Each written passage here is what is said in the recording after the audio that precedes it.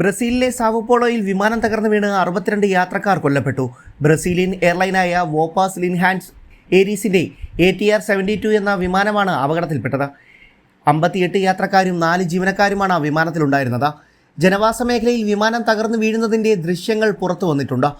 വിമാനത്തിലുണ്ടായിരുന്ന എല്ലാവരും മരിച്ചുവെന്ന് അപകട സ്ഥലത്തിനടുത്തുള്ള പ്രാദേശിക ഉദ്യോഗസ്ഥർ പറഞ്ഞുവെന്നാണ് അന്താരാഷ്ട്ര മാധ്യമങ്ങൾ റിപ്പോർട്ട് ചെയ്യുന്നത്. ATR വിമാനം വീടുകൾക്ക് സമീപമുള്ള മരക്കൂട്ടങ്ങൾക്ക് പിന്നിലേക്കാണ് നിയന്ത്രണം വിട്ട് വീഴുന്നത്. പിന്നാലെ പ്രദേശത്ത് നിന്നും വലിയ രീതിയിലുള്ള പുക ഉയരുന്നതും പുറത്തുവന്ന ദൃശ്യങ്ങളിൽ കാണാനും സാധിക്കും. വിമാനം തകർന്നു വീണ് ഒരു വീടിന് മാത്രമേ കേടുപാടുകൾ സംഭവിച്ചിട്ടുള്ളൂ. താമസക്കാർക്ക് ആർക്കും പരിക്കില്ലെന്നും ബിൻഹെഡോക്കിന് സമീപമുള്ള വാലിൻഹോസിലെ മുനിസിപ്പൽ ഉദ്യോഗസ്ഥൻ വ്യക്തമാക്കി. സംഭവത്തിൽ പ്രതികരിച്ചുകൊണ്ട് ബ്രസീൽ പ്രസിഡന്റ് ലൂല ഡാ സിൽവയും രംഗത്ത് വന്നു. ഞാൻ ശരിക്കും ഒരു മോശം വാർത്തയാണ് കേൾക്കുന്നത്.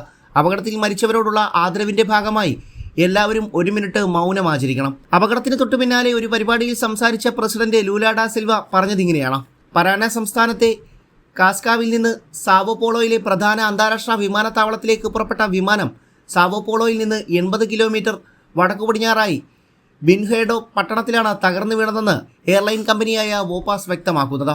VPB രജിസ്ട്രേഷനിലുള്ള വിമാനം തകരാൻ കാരണമെന്താണെന്നതിനെക്കുറിച്ച് കൂടുതൽ വിവരങ്ങൾ ഇപ്പോൾ നൽകാൻ കഴിയില്ലെന്നും വിമാന കമ്പനി അറിയിച്ചു. അപകട സ്ഥലത്തേക്ക് അഗ്നിരക്ഷാസേന ഉദ്യോഗസ്ഥരടക്കമുള്ള രക്ഷാപ്രവർത്തകരും എത്തിയിട്ടുണ്ട്. International desk, one India.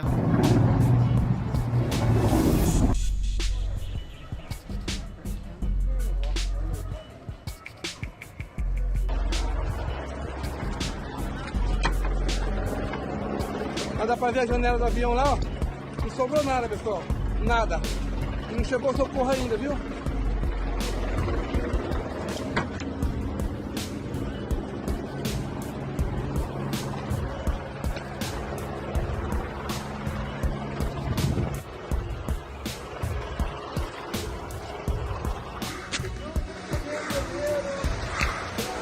Nossa, olha o pessoal, mano. Nossa, olha o tanto de gente, viado.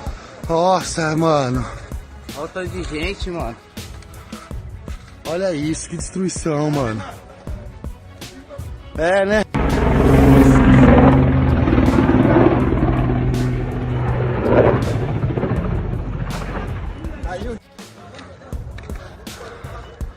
Nossa, gente.